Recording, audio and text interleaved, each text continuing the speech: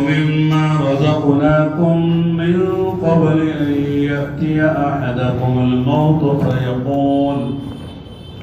فيقول رب لولا أخرتني إلى أجل قريب فأصدق وأكن من الصالحين ولن يؤخر الله نفسا إذا جاء أجلها والله خبير بما تعملون صدق الله العظيم.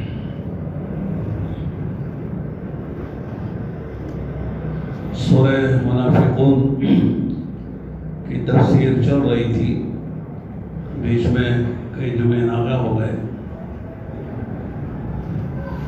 اس میں کل 11 آیتیں ہیں. 8 آیتیں جو پہلے رکوع کی تھی وہ مکمل ہو گئی ہیں، اور آج دوسرا رکوع ہے جس میں صرف 3 آیتیں ہیں اور بہت ہی جامع ترین ہدایات ہیں.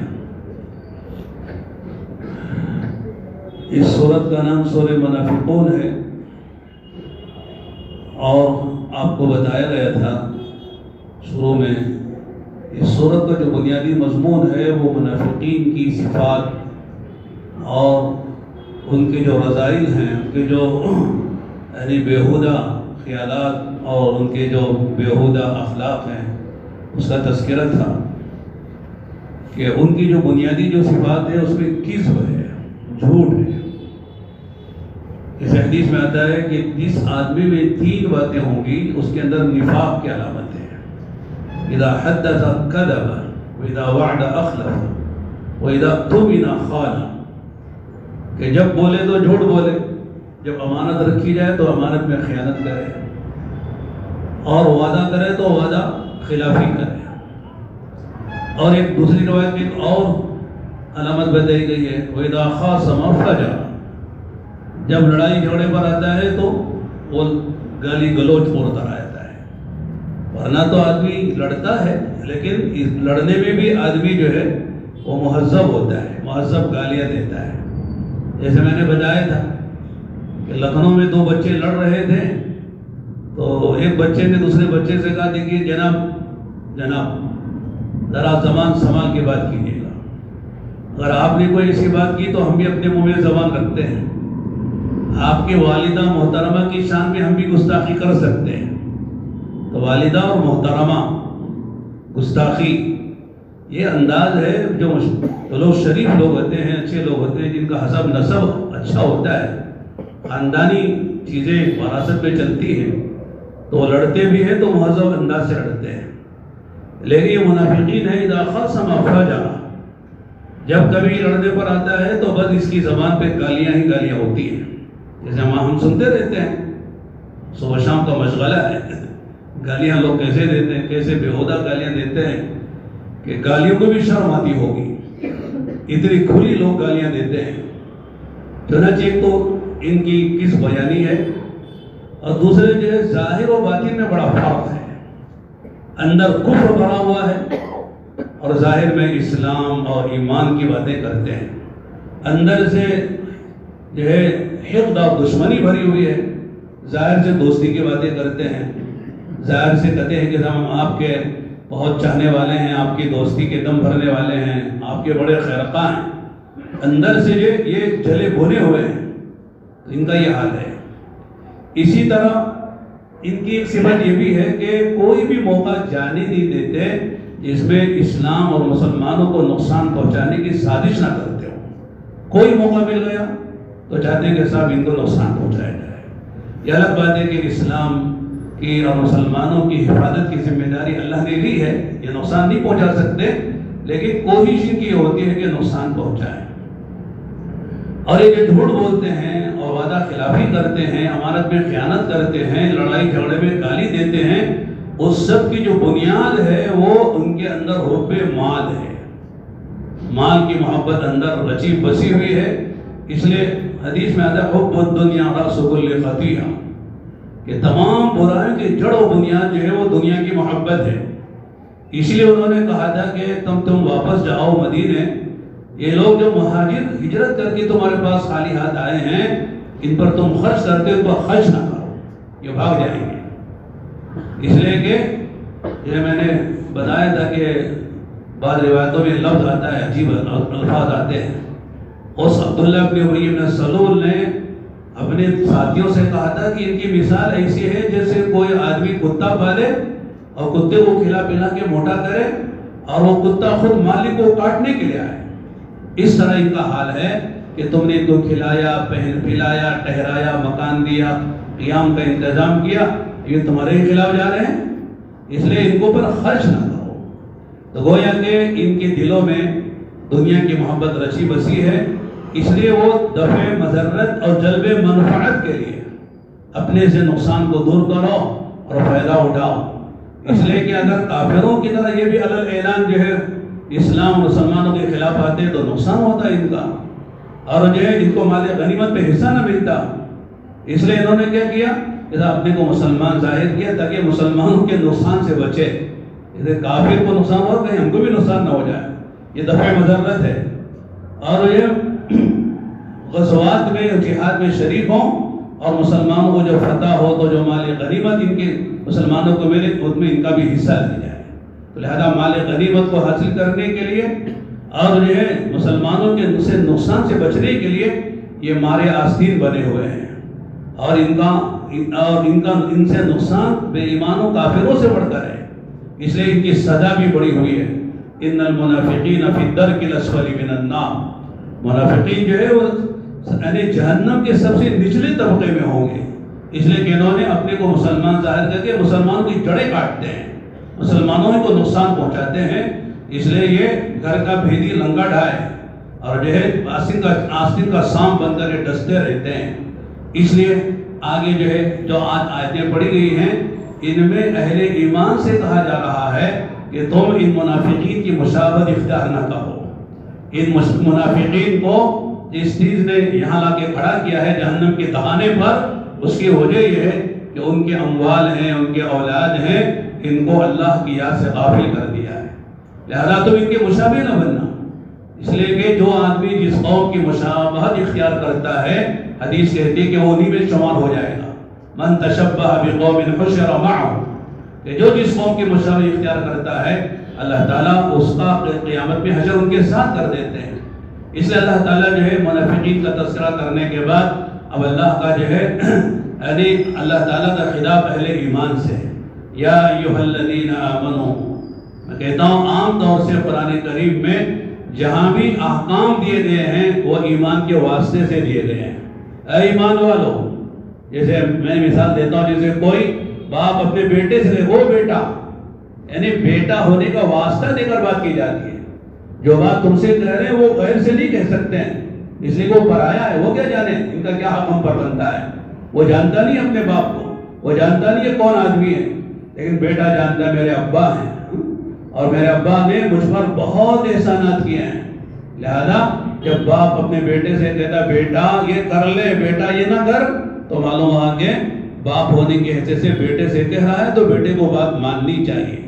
اس لیے کہ اولاد کا جو ہے ماں باپ سے بڑھ کر کوئی محسن نہیں ہوتا ہے۔ یہ الگ بات ہے کہ بچوں کو دھوکہ ہوتا ہے کہ صاحب دوستوں کی بات زیادہ مانتے ہیں، ماں باپ کی بات کم مانتے ہیں، ماں باپ کو وہ حیثیت نہیں دیتے جو دوستوں کو دیتے ہیں۔ حالانکہ دوستوں سے دوست تو وقتی ہوتے ہیں، نانی اور جانی ہوتے ہیں، لہذا جب تک دوست سے کچھ فائدہ ہو رہا ہے دوستی قدم بڑھتے ہیں، اور جب دوست سے کوئی نفع کی امید نہیں ہے تو دوستی سے ہاتھ چھاڑ لیتے ہیں، بھاگ جاتے ہیں۔ لیکن ماں باپ ہر حال میں اولاد کا ساتھ دیتے ہیں، ماں باپ اولاد خوش ہے تب بھی ساتھ دیتے ہیں، اولاد مصیبت میں تب بھی ساتھ دیتے ہیں۔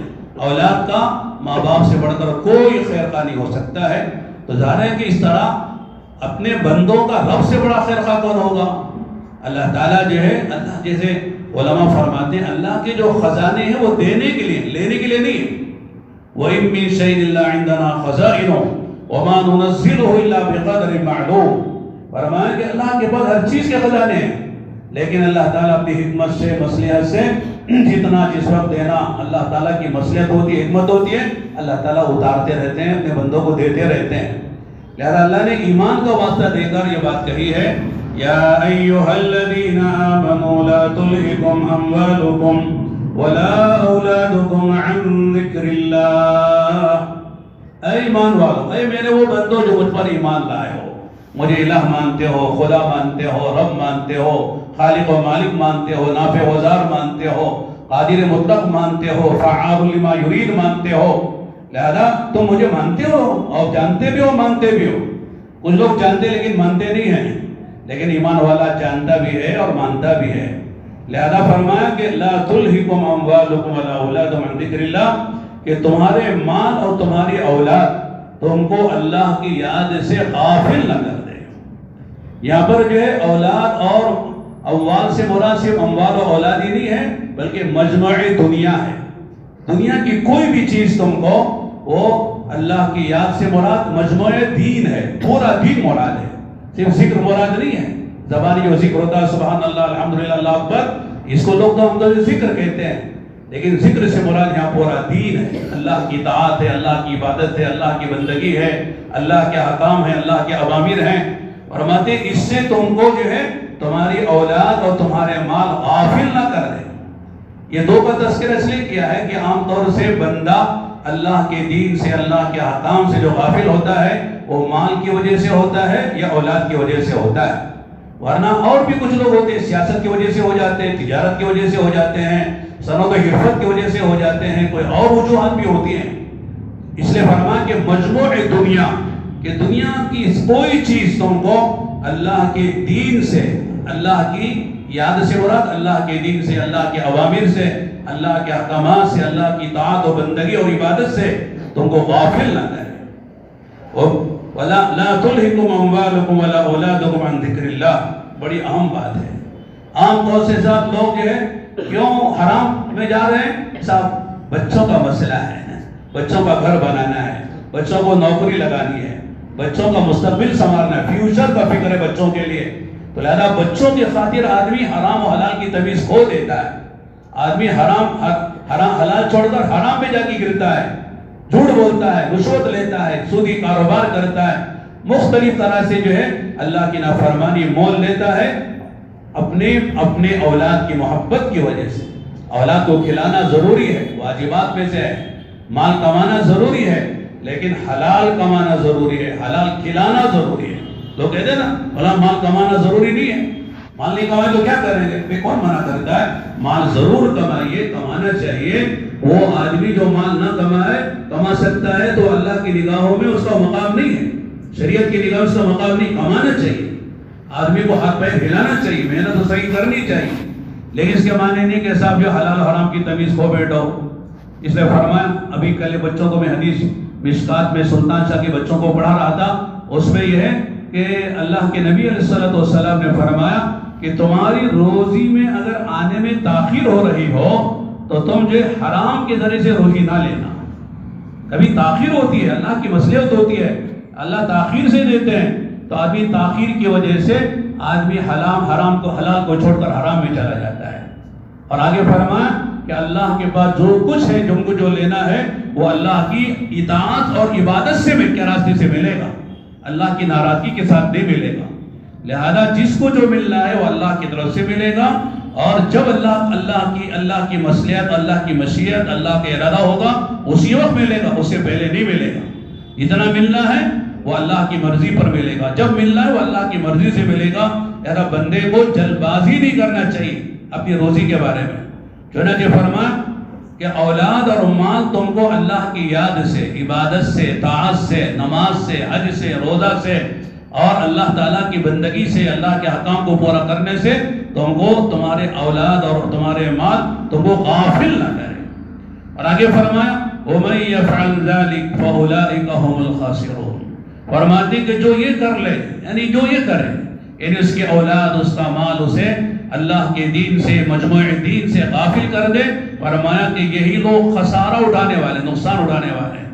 اگر تم نے تمہاری اولاد اور تمہارا مال تم کو اگر اللہ سے غافل کر دیا تو یہ نہ سمجھنا کہ اللہ کا نقصان ہو گیا، اللہ کی شان میں کوئی کمی آ گئی، اللہ تعالیٰ کا جو ہے اللہ تعالیٰ کا نقصان ہو گیا، ایسی بات نہیں ہے، بلکہ یہ خود تمہارا اپنا نقصان ہے کہ تم نے اپنے پیروں پہ کلہاڑی ماری، تم نے اپنا نقصان کیا ہے، اللہ کا کوئی نقصان نہیں ہے.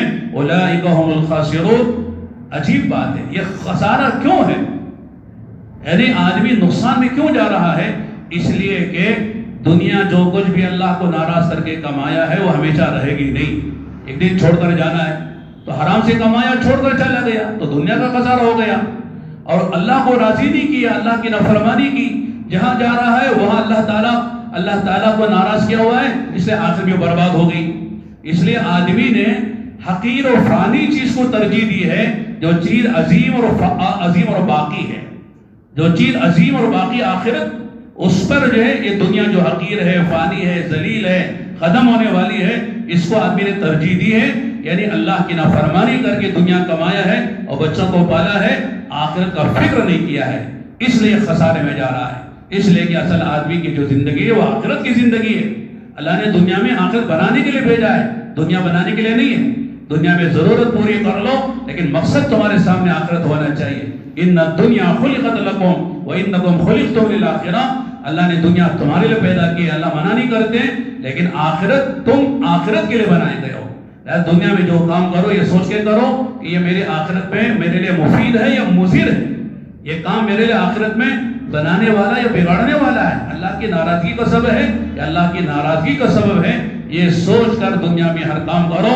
اسی کو فرمایا الکیس من دان نفسہ وعمل لما بعد الموت والعاجز من اتبع نفسہ ہوا وتمنى علی اللہ الامانی. عقل مند آدمی وہ ہے جو اپنی موت سے پہلے وہ اعمال کر لے، تیاری کر لے جو مرنے کے بعد کام دینے والے ہیں.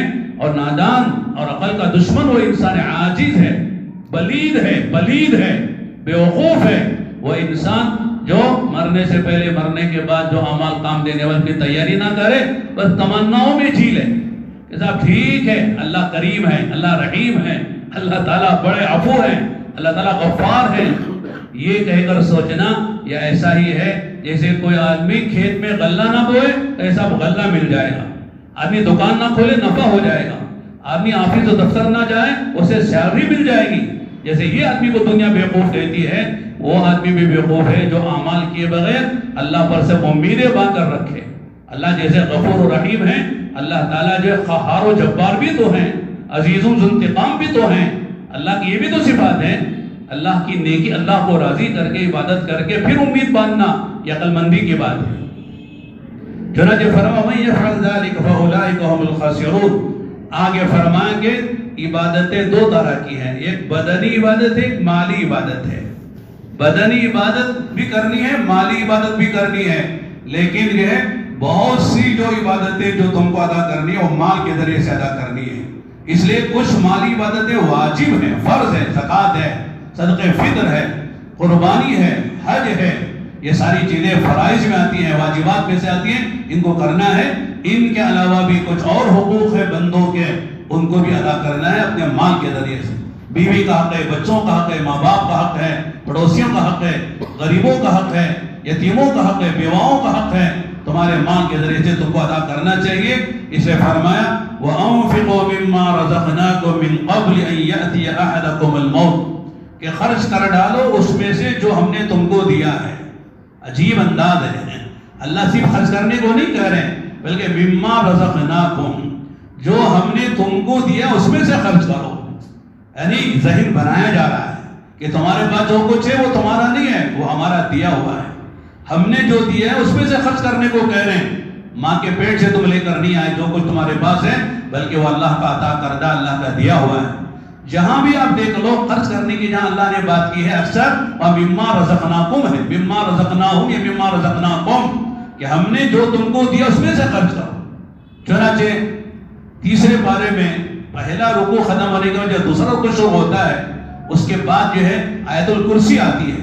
اس سے پہلے جو آیت ہے اس میں اللہ فرماتے ہیں یا ایھا الذین آمنوا انفقوا مما رزقناکم من قبل ان یأتی یوم لا بیع فیہ ولا خلۃ ولا شفاعہ والکافرون هم الظالمون. ایمان والو، یعنی ایمان والوں سے یعنی خطاب ہے، خرچ کر ڈالو جو ہم نے تم کو دیا اس میں سے، وہ دن آنے سے پہلے، یعنی قیامت کا دن جس میں کاروبار نہیں ہوگا، جس میں سفارش نہیں چلے گی، جس میں دوستی نہیں چلے گی. اس لیے کہ عام طور سے آدمی اپنے مسائل کو جو حل کرتا ہے وہ خرید و فروخت کے ذریعے سے حل کرتا ہے. بھئی ایک چیز بیچ دی، کام چلا لیا. یہ مکان بیچ دیا، جو دوسرا مکان لے لیا. دکان بیچ دیا، دوسری دکان لے لی، مسئلہ حل کر لیا. کاروبار کے ذریعے سے مسئلے لوگ حل کرتے ہیں، وہاں کاروبار نہیں ہوگا، بیع و شراء نہیں ہوگی. دوسرے آدمی جو ہے وہ جو مسئلے حل کرتا ہے وہ سفارش سے کرتا ہے یا دوستی سے کرتا ہے. یہ فلاں سے دوستی ہے، مسئلہ حل کر لیں گے. دوست کا مسئلہ حل کر دیتا ہے، آڑے وقت میں کام آتا ہے. یا سفارش سے کام چلتا ہے، بڑے آدمی سے ہمارے تعلقات ہیں یا تعلق والے سے اس کا تعلق ہے، ایسا ہوتا ہے، لنک لگتی ہے. لہذا یہ فلاں منسٹر سے مسئلہ حل کر لیں گے، لہذا منسٹر سے میرا تعلق تو نہیں ہے لیکن میرے دوست کا تعلق ہے، وہ سفارش کر دے گا. لہذا سفارشوں سے مسئلے حل ہو جاتے ہیں، دوستی سے مسئلے حل ہوتے ہیں یا کاروبار سے مسئلے حل ہوتے ہیں. تو فرمایا قیامت میں نہ دوستی چلے گی اور نہ سفارش چلے گی اور نہ وہاں بیع و شراء ہوگی. وہ دن آنے سے پہلے جب تمہارے سارے مسئلے ہمارے ہاتھ میں ہوں گے، لہذا اس آنے سے پہلے کچھ لگا لو، کچھ خرچ کر لو. اللہ نے دولت دی ہے تو دولت کو اللہ کے نام پر لگاتے رہو. یہ اللہ تعالیٰ تمہارے آخرت میں ذخیرہ بنا کے جمع کر کے رکھیں گے اور یہی چیز تمہارے کام آئے گی. چنانچہ یہاں بھی فرمایا وَأَنفِقُوا مِمَّا رَزَقْنَاكُمْ، جو کچھ ہم نے تم کو دیا اس میں سے خرچ کرو. مما بھی کہہ رہا ہے پورا خرچ کرنے کو نہیں کہہ رہے، تھوڑا کر لو. پورا نہیں کرے، پورا خرچ کر تم بھکاری بن جاؤ، لوگوں سے مانگنے والے بن جاؤ اور یہ سفلا تم کو مل ہو جائے، لوگوں کے سامنے دستے طوال دراز کرتے پھرو. ایسا بھی نہیں کہہ رہے. اپنے لیے ضرورت کا باقی رکھ کے جو فاضل ہے، جو زائد ہے تمہاری ضرورتوں سے، اس کو خرچ کرنے کو کہہ رہے ہیں. یہ وہاں کام آئے گا جب آخرت میں تم جاؤ گے، وہاں درہم و دینار کام نہیں آئیں گے. یہ تم نے جو اعمال کیے یہی سارے اعمال تم کو کام دینے والے ہیں. من قبل ان یأتی احدکم الموت، قبل اس کے کہ تم میں سے کسی کو موت آئے. اور موت آنے سے مراد ہے کہ موت کے آثار ظاہر ہو جائیں. جیسے ہوتا ہے نا، ڈاکٹر کہہ رہے کہ صاحب اب لے جاؤ، اب ہاسپٹل کرنے کو کوئی فائدہ نہیں ہے، بل زیادہ بنے گی، گھر میں لے جا کے رکھ لو، جتنے دن جیتے رہے، اس کے بعد یہ ان کا آخری وقت آ جائے گا. تو آثار ظاہر ہوتے ہیں، دلائل اور آثار سامنے آتے ہیں اور آدمی سمجھ جاتا ہے، دیکھنے والے بھی سمجھتے ہیں کہ صاحب اب ان کا کوئی علاج نہیں ہے. نہ حکیم کریں گے، نہ طبیب کریں گے، نہ عامل کریں گے، نہ کامل کریں گے. سب نے ہاتھ اٹھا دیا، سب نے جواب دے دیا ہے، اب ہمارا ان کا کوئی مسئلہ نہیں ہے. اس وقت آدمی کیا کہتا ہے کہ صاحب اتنا پیسہ فلاں کو دے دو، اتنا پیسہ یعنی مسجد فردوس میں دے دو، اتنا شاور اللہ میں دے دو، اتنا جو ہے سلطان شاہ میں دے دو، فلاں کو دے دو. یہ آدمی اس وقت کہتا ہے. وہ وقت آنے سے پہلے کر لو، اس لیے کہ اس وقت تم جو کہو گے اس وقت تمہارے کہنے سے کوئی فائدہ نہیں ہے، وہ دوسروں کا مال ہو گیا ہے. جب آدمی جو ہے موت کے قریب جاتا ہے نا، اس کے پاس اگر 3 لاکھ روپے ہیں، اگر وہ کہتا ہے 1 لاکھ روپے فلاں مدرسے میں، 1 لاکھ جو ہے فلاں یتیم خانے میں اور 1 لاکھ روپے فلاں کو دے دینا، فرماتے کہ نہیں چلے گی وصیت. 2 لاکھ وصیت، 2 لاکھ تمہارے ورثہ کے ہو گئے. زیادہ زیادہ 1/3 میں وصیت چلتی ہے، 1/3 میں وصیت چلے گی، باقی سب ورثہ کا ہو گیا ہے. اس لیے اللہ کے نبی علیہ السلام سے پوچھا گیا کہ اللہ کے نبی بہترین صدقہ جس کا جو ثواب بہت زیادہ ہے وہ کس وقت کا صدقہ ہے؟ تو آپ نے فرمایا کہ جب آدمی صحت مند ہو، تندرست ہو اور طاقت بھی ہو اور جو ہے مال خرچ کرنے سے مال کے کم ہونے کا اندیشہ خطرہ ہو کہ میرا مال کم ہو کہ میں خود محتاج نہ ہو جاؤں، ایسے وقت میں خرچ کرنا اللہ کو بہت پسند ہے. جب تم صحت مند ہو اور تمہارے اندر جو مال کی محبت بھی ہے اور خرچ کرنے سے خطرہ ہے کہ ہم خود محتاج نہ ہو جائیں، ایسے موقع پر تم نے دل گردہ یعنی تم نے جو اپنے دل پر ہاتھ رکھ کر خرچ کر دیا اور لٹا دیا، تو یہ صدقہ اللہ تعالیٰ کو زیادہ پسندیدہ ہے. یہ کیا کہ سب مرنے جا رہے ہو اور سارا تمہارا چھوٹ ہی رہا ہے، اس وقت کہتے ہو کہ فلاں کتنا دے دو، فلاں کتنا دے دو، فلاں، وہ تو فلاں کا ہو ہی گیا ہے، تم کہو یا نہ کہو، لہٰذا کہ ورثہ کا ہو گیا ہے، تمہارا اس میں کیا لگا ہے. اس نے فرمایا من قبل ان یأتی احدکم الموت، کہ تم میں سے فیقول رب لولا اخرتنی الی اجل قریب، وہ کہے کہ میرے پروردگار کیوں نہ مجھے تھوڑی دیر کے لیے تھوڑی مہلت دے دا، تھوڑی سی مہلت دے تاکہ میں صدقہ کر لوں اور نیک لوگوں میں سے ہو جاؤں. کہ وقت میں آدمی اس وقت تمنا کرتا ہے. تو لہذا یہاں علماء لکھا کہ یعنی مال خرچ کرنے کی بات کیوں کہہ رہا ہے؟ اس کی وجہ ایک بتائیے ہے کہ عام طور سے آدمی جو ہے موت کے قریب میں جو کچھ اس سے کوتاہی ہوئی ہے اس کی تلافی نہیں کر سکتا ہے. مثال کے طور پر حج نہیں کیا، حج کہاں سے کرے گا؟ نماز نہیں پڑھی تھی، نمازوں کی قضا کیسے کرے گا؟ رمضان کے روزے نہیں رکھے تھے تو روزے کیسے رکھے گا؟ جانے والا ہے.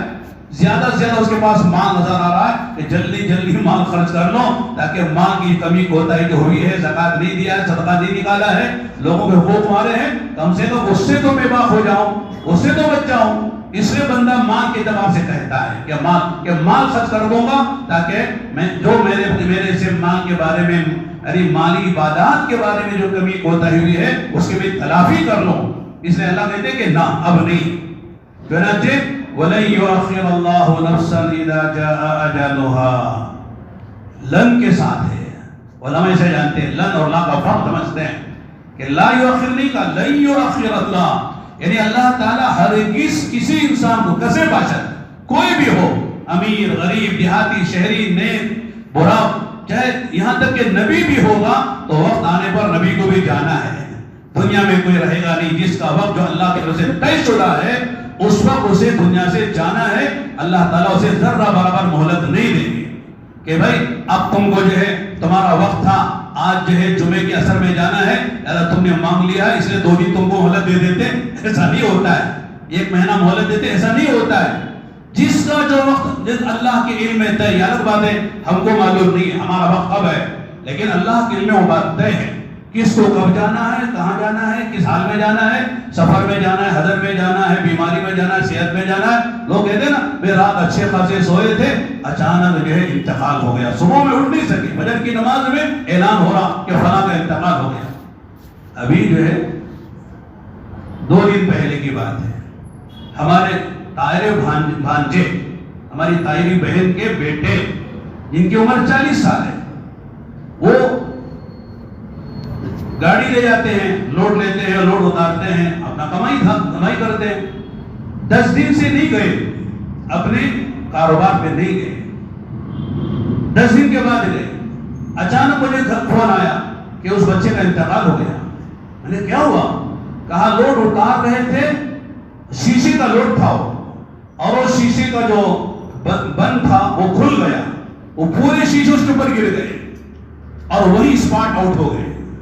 یعنی سوچ نہیں سکتا آدمی کہ صاحب ایکسیڈنٹ ہو جاتا ہے یا گاڑی ٹکرا جاتی ہے تو کچھ سمجھ میں آتا ہے کہ گاڑی ٹکرا گئی. آدمی گاڑی روک کر اپنا نوجوان اچھا خاصا گھٹا نوجوان وہ لوڈ اتار رہا ہے اور وہ شیشے کے لوڈ جو اس کے اوپر گر گئے، وہ بھی انتقال کر گئے. اس کے ایک دوست ہے، دونوں اسپاٹ آؤٹ ہو گئے، پورا بدن زخمی ہو گیا، جا نہیں سکے. چنانچہ میں سرور کے قبرستان میں ہم نے جا کے نماز پڑھائی. عجیب حال ہوتا ہے، کب آدمی کی کس حال میں موت آتی ہے کچھ پتا نہیں ہے. جس کا وقت جو طے ہے اللہ کے علم میں وہ وقت اس کی موت آنی ہے. اس لیے اللہ نے کہا وَلَن يُؤَخِّرَ اللَّهُ، ہرگز اللہ مؤخر نہیں کرتے. جب کسی انسان کی جان لینے کا وقت آ جاتا ہے، اس کی موت کا وقت آ جاتا ہے، اس لیے پتہ نہیں کس کا وقت کب آنے والا ہے. اس لیے اپنا وقت آنے سے پہلے اپنے مال کو اللہ کی نسبت پر جہاں جہاں لگا سکتے ہو خرچ کرتے ہو خرچ کر دو. جمع کر کے سین کے گن کے رکھ کے خوش نہ ہونا بلکہ خرچ کر کے خوش ہونا. یہ مزاج بنے. جیسے آدمی کھا کے خوش ہوتا ہے تو بعض اللہ کے بندے کو کھلا کے خوش ہوتے ہیں. کچھ لوگ پیٹ بھر کے خوش ہوتے ہیں، کچھ بھوکے ہو کے خوش ہوتے ہیں، کچھ لوگ جو نیند سو کے خوش ہوتے ہیں، کچھ راتوں میں جاگ کر خدا کے سامنے رو رو کے خوش ہوتے ہیں. رونے میں مزہ آتا ہے. لوگ جو لے کر خوش ہوتے ہیں، اللہ کے بندے دے کر خوش ہوتے ہیں کہ دینے میں مزہ ہے، لینے میں مزہ نہیں ہے. آپ دے کر دیکھو، آپ کو فوری طور پر ایک راحت ملے گی، خوشی ملے گی. اللہ نے مجھے دینے والا بنایا، اللہ نے مجھے فلاں کی نصرت کی توفیق دی، مدد کی توفیق دی. یہ مزاج بننا چاہیے ایمان والوں کا. اس لیے کہ ہمارا دین انفاق نہیں ہے، دین انفاق ہے. ہر جگہ خرچ کرنے کی بات کہی گئی ہے، خرچ کر کے مزے لو. اس لیے کہ آخرت جو بنے گی انہی کی بنے گی جو اللہ کی دی ہوئی نعمتوں کو اللہ کی مرضی، اللہ کو راضی کرنے کے لیے خرچ کرتے ہیں. آج میں نے فضل ٹول کی مسجد میں جمعہ کا میرا بیان ہوتا ہے، تو آج وہ بیان تھا، اس میں نے 2 حدیثیں سنائی اسی موضوع سے متعلق. آیتیں نہیں تھی لیکن انفاق کی بات پر میں نے 2 حدیثیں سنائی تھی. وہ حدیثیں میں آپ کو بھی سنا دیتا ہوں. اللہ حضرت ابو ہریرہ رضی اللہ فرماتے ہیں کہ ما نقض الصدقۃ من مال وما زاد الله عفوا وما زاد العبد بعفو الا عزا وما تواضع لله الا رفعه الله. فرمایا کہ وہ آدمی اللہ کے لیے چھوٹا بنتا ہے، اللہ اس کو بلندی عطا فرماتے ہیں۔ چھوٹا بننا اللہ کے لیے ہو، بعض لوگ چھوٹا اپنے کاروبار کے لیے بنتے ہیں۔ آپ کے شو روم میں کوئی بڑا آدمی آتا ہے تو آپ اور پیچھے جاتے ہیں، لگتا ہے کہ صاحب ماشاءاللہ کتنے متواضع انسان ہیں۔ یہ تواضع آپ کی جو ہے اس کے جیب سے نفع نکالنے کے لیے ہے۔ سیاست کے موقع پر بہت سے لوگ جو ہے بڑے بڑے minister, C M, P M سب آگے ہاتھ جوڑتے ہیں ایک ایک فقیر کے سامنے۔ یہ تواضع نہیں ہے کہ لوگوں سے ووٹ لے کر بعد میں منمانی کرنی ہے، لہذا یہ تواضع نہیں ہے۔ تواضع کہ اللہ کے لیے، بھائی اللہ کا بندہ ہے، ایمان والا ہے، مجھ سے بہتر ہے، میری حیثیت کیا ہے، اس اعتبار سے کسی کے سامنے تواضع کرو، اپنے کو بڑا نہ سمجھو، اللہ آپ کو بڑا بنائے گی۔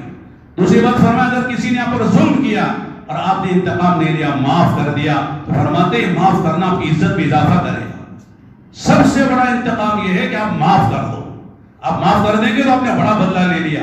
بدلہ لینا اصل نہیں ہے، معاف کرنا اصل ہے۔ اس لیے کہ معاف کرنے پہ ہم تو لوگ کیا سمجھتے ہیں کہ صاحب معاف کریں تو ناک نیچے ہو جائے گی، ہماری انسلٹ ہو گئی، ہماری حیثیت گر گئی۔ نہ معاف کرو گے تو دیکھو آپ کی عزت میں خدا اضافہ کر دیں گے۔ اور دو اصل بات جو بتانی تھی وہ یہ ہے کہ ما نقضت صدقۃ من مال، کہ آدمی جتنا بڑا صدقہ کرے اس کے مال میں کوئی کمی نہیں ہوگی۔ لاکھوں صدقہ کرو آپ کے مال میں کمی نہیں ہوگی، آخر تو بنے گی، اللہ دنیا میں بھی اس کا بدل دے دے گی۔ اللہ کا نظام ہے کہ جو یہ خرچ کرے گا اللہ تعالیٰ اس کو کم سے کم 10 ضرور دیں گے۔ من جاء بالحسنۃ فلہ عشر امثالها، یہ قرآن کا وعدہ ہے کہ جو یہ خرچ کرے گا اللہ اسے 10 دے گا۔ یہ تو ایک حدیث ہے۔ دوسری حدیث ہے جو بڑی اہم ہے، اللہ کے نبی صلی اللہ علیہ وسلم نے فرمایا، حضرت انس بن مالک سے روایت ہے، وہ ترمذی شریف کی روایت ہے، اللہ کے رسول نے فرمایا ان الصدقۃ لتطفئ غضب الرب وتدفع میتۃ السوء، فرماتے ہیں کہ آدمی جو ہے جب صدقے کی کثرت کرتا ہے اللہ تعالیٰ کی طرف سے، اگر کسی اس کے عمل معصیت کی وجہ سے اللہ کی ناراضگی اس کی طرف متوجہ ہے تو اس صدقے کی برکت سے اللہ کا غضب ٹھنڈا ہو جاتا ہے۔ اللہ کا غضب اللہ کی ناراضگی اللہ کی رضامندی میں تبدیل ہو جاتی ہے۔ اللہ تعالیٰ کا غضب و غصہ جو ہے اللہ تعالیٰ کی رحمت میں تبدیل ہو جاتا ہے۔ لہذا صدقہ کرو، اللہ کا غضب ٹھنڈا ہو جائے گا، اللہ کے عذاب سے بچ جاؤ گے۔ دوسری جو بات فرمائی وہ یہ ہے کہ تدفع میتۃ السوء، کہ آدمی کو برے خاتمے سے صدقہ بچاتا ہے۔ صدقے کی برکت سے آدمی کو حسن خاتمہ کی دولت نصیب ہوتی ہے، کلمے کی موت نصیب ہوتی ہے۔ عام طور سے لوگ یہ کہتے ہیں نا بھائی مولانا دعا کرو اللہ اچھا خاتمہ دے، ایمان کی موت نصیب فرمائے، بری موت سے اور سوء خاتمہ سے اللہ تعالیٰ حفاظت فرمائے، لوگ تمنا کرتے ہیں۔ لوگ اگر کسی کی اچھی موت ہوتی ہے، سجدے کی حالت میں ہوتی ہے، یا حج کے بعد ہوتی ہے، رمضان کے روزے رکھ کر ہوتی ہے، یا خدا کے راستے میں گیا تھا وہاں انتقال ہو جاتا ہے، تو لوگ کہتے ہیں ایسی موت تو ہر ایک کو آنی چاہیے، لوگ تمنا کرتے ہیں۔ خدا نہ خدا کسی کی موت بری ہو جاتی ہے، دنیا بکتے بکتے، گانے گاتے، چوری کرتے، سینما دیکھتے ہوئے، بدکاری کرتے ہوئے خدا نہ خدا کوئی مر جائے تو کتنی بری موت ہوگی وہ۔ اس لیے بری موت سے اللہ تعالیٰ حفاظت فرماتے ہیں۔ اور ایک بات یہ بھی لکھی ہے، حضرت مولانا منظور نعمانی صاحب رحمۃ اللہ علیہ جو ہمارے اکابر میں سے ہیں، ان کی کتاب ہے معارف الحدیث، 7 جلدوں میں پڑھنے کی چیزیں اردو داں حضرات کے لیے بہت شاندار کتاب ہے۔ اس میں حضرت نے فرمایا کہ یہ بھی ہے کہ جن موتوں کو لوگ برا سمجھتے ہیں، اچھا نہیں سمجھتے، ایسی موت سے بھی اللہ حفاظت فرماتے ہیں۔ لہذا جن موتوں کو لوگ برا سمجھتے ہیں ان میں سے ایک اچانک کی موت ہے کہ آدمی کو توبہ کی توفیق نہیں ہوئی، وصیت کا موقع نہیں ملا، استغفار کا موقع نہیں ملا، اچانک مر گیا، تو لہذا یہ موت اچھی نہیں سمجھی جاتی۔ حوادثات کی موت اچھی نہیں سمجھی جاتی، جل کر مر جائے آدمی لوگ اچھا نہیں سمجھتے، تو ایسی موت سے بھی اللہ تعالیٰ صدقے کی برکت سے اللہ حفاظت فرماتے ہیں۔ تو لہذا بڑی اہم بات ہے کہ آدمی عام طور سے ایک عجیب مصیبت ہے، خرچ کرتے ہوئے جان جاتی ہے۔ آدمی جمع کرنے کے فکر میں کرتا ہے، خرچ کرو اللہ کی نسبت پر، جمع وہاں کرنا ہے، یہاں نہیں جمع کرنا ہے، یہاں جو ہے خرچ کر ڈالو، ضرورت کے اعتبار سے رکھو، اور جن کا خرچ آپ کے ذمہ ان سے شروع کرو، رشتہ داروں پہ خرچ کرو، جو واقعی ضرورت مند پہ خرچ کرو۔ یہ جو بھکاری بھیک مانگتے پیشہ بنائے ہوئے ان کو دینا کوئی ضروری نہیں ہے، لیکن واقعی جو ضرورت مند ہے اور واقعی ہم سمجھتے ہیں صاحب یہ بیمار آدمی ہے، گھر میں فاقے ہیں، بچی کی شادی نہیں ہو رہی، بیوہ، یہ میرے باپ کا انتقال ہو گیا ہے، ایسے مواقع تلاش کرو، تلاش کر کے ایسے لوگوں پہ خرچ کرو گے تو ان کی دل سے دعائیں نکلیں گی، تنہائی میں کہیں گے اے اللہ فلاں نے میرا مسئلہ حل کیا، اللہ تو اس کے مسئلوں کو حل کر دے۔ واقعی ہمارا تجربہ ہے کہ جو ہمارے ساتھ احسان کرتے ہیں موقع پر وہ یاد آتے ہیں، ان کے لیے دل سے دعائیں نکلتی ہیں۔ لوگ کیا کہتے ہیں کہ صاحب جو ہے دعا میں یاد رکھیے، خاص دعا میں یاد رکھیے۔ میں کہتا ہوں کیوں خاص دعا میں یاد رکھیے؟ آپ کو کون سے سوال کے پر آپ کو لگے ہیں؟ کون سا آپ نے بڑا کمال کیا ہے؟ کیوں آپ کو خاص دعا میں یاد رکھے ہیں؟ خاص دعا میں یاد رکھنے کا موقع ہے کہ کوئی ایسا کام کیجیے کہ دعا جب مانگ رہے ہوں تو آپ یاد آ جائیں، آپ کو دل سے دعا نکل رہی ہو، آپ کہیں نہ کہیں آپ کا نام یاد آ جائے تو آپ کا بیڑا پار ہو جائے گا۔ چنانچہ خرچ کرنے سے آدمی کو ڈرنا نہیں چاہیے۔ اللہ تعالیٰ فرماتے ہیں یا ابن آدم انفق علیہ، اے آدم کے بچے خرچ کر، میں تجھ پر خرچ کروں گا۔ یہ اللہ کے حدیث قدسی میں انسان ہے کہ صاحب بخیل ہے، شح اس کے اندر، من یوق شح نفسہ فاولئک هم المفلحون۔ اللہ فرماتے ہیں جو دل کی بخل سے بچا لیا گیا وہ لوگ کامیاب ہیں۔ بس آج کا یہ پیغام ہے کہ آدمی کو اپنی مال اولاد کے بارے میں فکر مند بھی رہنا چاہیے، لیکن مال اولاد کی وجہ سے اللہ کا کوئی حکم توڑنا نہیں چاہیے، غفلت نہیں برتنا چاہیے۔ حدیث میں آتا ہے کہ جو آدمی زکوٰۃ نہیں دیا ہوا ہوتا ہے، حج کیا ہوا نہیں ہوتا ہے، تو موت پر تمنا کرے گا واپس ہونے کی۔ عبداللہ ابن عباس فرماتے ہیں کسی نے کہا اتق اللہ ابن عباس کہ عبداللہ عباس اللہ سے ڈریے، یہ تو یسل الرجعۃ الکفر، کافر واپس ہونے کی تمنا کریں گے، آپ یہ کہاں سے مسلمان کے بارے میں کہہ رہے ہیں؟ تو حضرت نے یہ آیتیں پڑھی ہیں۔ میں یوں نہیں کہہ رہا ہوں کہ صاحب اللہ فرما رہے ایمان والوں سے خطاب کر کے خرچ کر ڈالو ورنہ واپسی کی تمنا کرو گے، تو ایمان والا تمنا کرے گا واپسی کی، اس لیے کہ اس نے موقع زکوٰۃ ادا نہیں کی ہے، حج ادا نہیں کیا ہے، یا حقوق واجبات جو اس پر ہوتے ہیں اس کو اس نے پورا نہیں کیا ہے، تو ایسا مسلمان مومن بھی دنیا میں واپس آنے کی تمنا کرے گا۔ اللہ سے دعا کریں اللہ تعالیٰ ان آیتوں میں جو سبق ہمارے لیے ہے اللہ تعالیٰ اسے سمجھ کر عمل کرنے کی خدا توفیق عطا فرمائے۔